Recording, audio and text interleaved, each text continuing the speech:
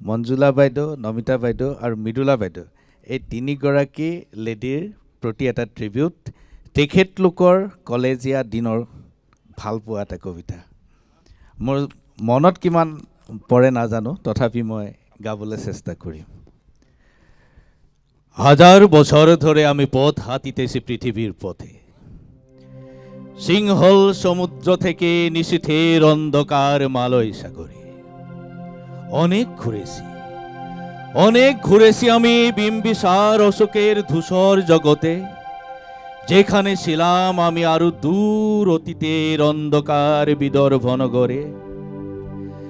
আমি ক্লান্ত প্রাণ এক সারদিক জীবনের সমুদ্র সফেন, আমারে দুদণ্ড শান্তি দিয়েছিল নাতুরের বনলতা সেন। চুল তার কবেকার অন্ধকার বিদিশার নিশা, মুখ তার শ্রাবস্তির কারুকার্য।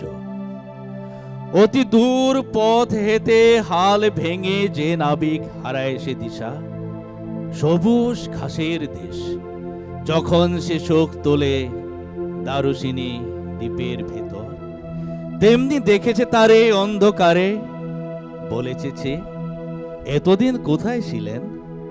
পাখির নীরের মতো চোখ তোলে নাতরের বনলতা সেন। সমস্ত দিনের শেষে শিশিরের শব্দের মতো সন্ধ্যায় সে দানা রৌদ্রের গন্ধ মশে ফেলেছিল।